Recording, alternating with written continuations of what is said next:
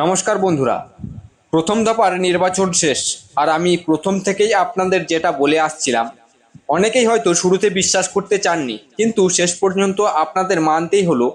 এবারের ভোট কিন্তু একেবারে অন্যরকম। স্বাধীনতার পর এই প্রথমবার পশ্চিমবঙ্গে এমন একটি নির্বাচন হলো যেখানে কোনো রাজনৈতিক মৃত্যুর খবর নেই, কোনো অশান্তি নেই, সর্বত্র শান্তিপূর্ণ ভোট। আর সবচেয়ে বড় কথা, ভোটের হার সর্বত্র 90% বেশি মানুষ ভোট দিয়েছেন। প্রত্যাশা চেয়ে 3% বেশি ভোট পড়েছে এবার। আর এই বিপুল পরিমাণ ভোটদান, পরিযায়ী শ্রমিকদের কাতারে কাতারে বাড়ি ফিরে ভোট দেওয়া, এগুলোর একটি মারাত্মক প্রভাব পড়তে চলেছে দ্বিতীয় দফার নির্বাচনে। আজ আমরা নিয়ে এসেছি দ্বিতীয় দফার 142টি আসনের মেগা অপিনিয়ন পোল বা জনমত সমীক্ষা। সম্পূর্ণ বৈজ্ঞানিক উপায়ে বিভিন্ন ইস্যুকে সামনে রেখে আমাদের স্পেশাল টিম এই রিপোর্টটি তৈরি করেছে। হ্যাঁ, ওপিনিয়ন পোল সবসময় অক্ষরে অক্ষরে হয়তো মেলে না, মানুষের মনের কথা পুরোপুরি অঙ্কে ধরা যায় না, তবুও ট্রেন্ড কি বলছে, বাংলার হাওয়া কোন দিকে, তৃণমূলের গড় এবার কি হতে চলেছে, আসুন প্রতিটি জেলার আসন ধরে ধরে দেখে নিই। নদিয়া জেলা 17টি আসন। শুরু করছি নদিয়া জেলা দিয়ে। মোট আসন 17টি। গত বিধানসভায় এখানে সেয়ানে সেয়ানে লড়াই হয়েছিল। বিজেপি পেয়েছিল 9টি আর তৃণমূল 8টি। কিন্তু এবার নদিয়ার ফলাফল সম্পূর্ণ ঘুরে যেতে পারে। 17টির মধ্যে 13টি আসন হাসিল করতে পারে বিজেপি। তৃণমূল 8 থেকে কম হতে পারে 4। তৃণমূল ধরে রাখছে করিমপুর, তেহট্ট, চাপড়া এবং নাকসিপাড়া। কিন্তু তৃণমূলের হাতছাড়া হয়ে বিজেপির দিকে যেতে পারে পলাশিপাড়া, কালীগঞ্জ, নবদ্বীপ।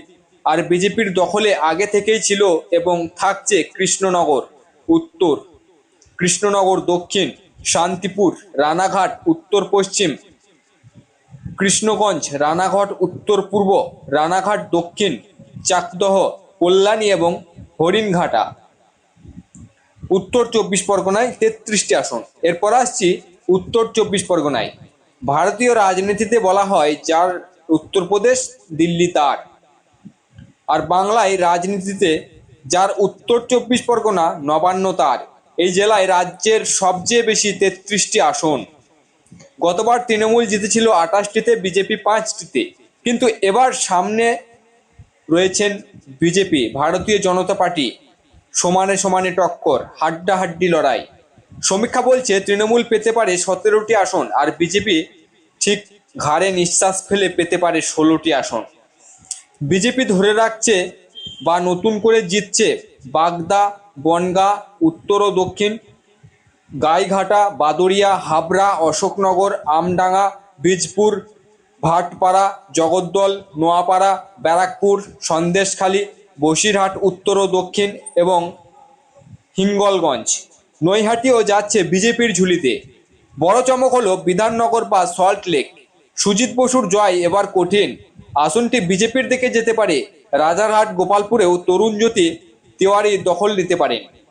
বারাসাতও হারাচ্ছে তৃণমূল। অন্যদিকে তৃণমূল কোনো মতে ধরে রাখছে স্বরূপনগর, খড়দহ, পানিহাটি, কামারহাটি, বরানগর। দমদম উত্তরে চন্দ্রিমা ভট্টাচার্য বনাম তপন শিকদারের ভাইপোর কঠিন লড়াই, তবে বেনিফিট অফ ডাউট তৃণমূলের দিকে। দমদমে ব্রাত্য বসু এবং মধ্যগ্রাম, রাজারহাট, নিউ টাউনেও হাড্ডাহাড্ডি লড়াইয়ের পর তৃণমূলকেই এগিয়ে রাখছে সমীক্ষা। আর দেগঙ্গায় এখানে তৃণমূল হারতে পারে, আর সেই আসন আইএসএফ এর পকেটে যেতে পারে বলে ইঙ্গিত মিলছে। দক্ষিণ 24 পরগনায় 31টি আসন। এবার প্রবেশ করছি ভাইপো বাবুর খাস তালুক দক্ষিণ 24 পরগনায়। মোট আসন 31। গতবার তৃণমূল সবকটিতে জিতেছিল, পরবর্তীকালে আইএসএফ একটি পায়। তিনি হুমকি দিয়েছিলেন 31-এ 31 পাবেন, কিন্তু এবার আর সেটা হচ্ছে না। এবার এই জেলায় খাতা খুলছে বিজেপি। আমরা অত্যন্ত কিপটেমি করে হিসাব করলেও অন্তত 4টি আসনে বিজেপির জয় নিশ্চিত দেখাচ্ছে। সংখ্যাটাও 6ও হতে পারে। বিজেপি জিততে পারে গোসাবা, পাথর প্রতিমা এবং সাগরে। তৃণমূল ধরে রাখছে রায়দিঘি, মন্দির বাজার, জয়নগর, বারুইপুর পূর্ব পশ্চিম, মগরাহাট পূর্ব পশ্চিম, ডায়মন্ড হারবার, ফলতা, সাতগাছিয়া, বিষ্ণুপুর, সোনারপুর দক্ষিণ, টালিগঞ্জ, মহেশতলা, বজবজ এবং মেটিয়া বুরুজ। কাকদ্বীপ এবং কুলপিতে কড়া লড়াই, তবু তৃণমূলকে বেনিফিট অফ ডাউট দেওয়া হয়েছে। বেহালা পূর্ব ও পশ্চিমেও তৃণমূল এগিয়ে, তবে বেহালা পশ্চিমে বিজেপির জেতার সম্ভাবনা প্রবল। সবচেয়ে বড় চমক, ক্যানিং পূর্বে এবার তৃণমূল হারতে পারে এবং ভাঙড়ের পাশাপাশি এই আসনটিও আইএসএফ এর ঝুলিতে যেতে পারে। কলকাতায় 11টি আসন। এবার রাজ্যের রাজধানী খোদ মুখ্যমন্ত্রীর জেলা কলকাতা। গতবার 11টির মধ্যে 11টোই ছিল তৃণমূলের, কিন্তু এবার কলকাতার ছবিটা পুরো বদলে যেতে পারে। সমীক্ষা বলছে তৃণমূল 6টি আর বিজেপি 5টি আসন জিততে পারে। ববি হাকিম কলকাতা বন্দর ধরে রাখছেন। বালিগঞ্জ তৃণমূলের। চৌরঙ্গি, এন্টালি, বেলেঘাটা লড়াই কঠিন হলেও তৃণমূল এগিয়ে, কিন্তু ভবানীপুর খোদ মুখ্যমন্ত্রীর আসন, এখানে মমতা বন্দ্যোপাধ্যায় বনাম শুভেন্দু অধিকারী লড়াই অত্যন্ত ক্লোজ। 77 নম্বর ওয়ার্ডে মুসলিম ভোট এবং 82 ও 83 নম্বর ওয়ার্ডের উপর নির্ভর করছে মুখ্যমন্ত্রীর জয়। বাকি এলাকায় তিনি পিছিয়ে, তবুও হাড্ডাহাড্ডি লড়াইয়ে তাকে বেনিফিট অফ ডাউট দেওয়া হচ্ছে। তবে বিজেপি বাজিমাত করতে পারে রাসবিহারী, জোড়াসাঁকো, শ্যামপুকুর, মানিকতলা এবং কাশীপুর বেলগাছিয়াতে। হাওড়ায় 16টি আসন। হাওড়া জেলায় 16টি আসন। গতবার সবকটি তৃণমূলের থাকলেও এবার তৃণমূল পেতে পারে 13টি, বিজেপি 3টি। বালি, হাওড়া উত্তর ও শিবপুর, যেখানে রুদ্রনীল ঘোষ প্রার্থী, তিনি অনেকটা এগিয়ে, বিজেপির দখলে যেতে পারে। বাকি হাওড়ার মধ্যে হাওড়া দক্ষিণ, ডোমজোর সহ 13টি আসনেই তৃণমূল নিজের আধিপত্য ধরে রাখছে। হুগলিতে 18টি আসন। হুগলি জেলায় তৃণমূল একেবারেই স্বস্তিতে নেই। 18টির মধ্যে গতবার তৃণমূল 14টি পেয়েছিলেন, বিজেপি পেয়েছিলেন 4টি। এবার বিজেপি ডবল ডিজিটে পৌঁছে যেতে পারে। বিজেপি পেতে পারে 10টি, তৃণমূল 7টি এবং সিপিএম 1টি আসন। বিজেপির দখলে যাচ্ছে শ্রীরামপুর, চাপতানি, সিঙ্গুর, চন্দননগর, চুচুড়া, সপ্তগ্রাম, তারকেশ্বর, পরশুরা, আরামবাগ, গোঘাট এবং খানাকুল।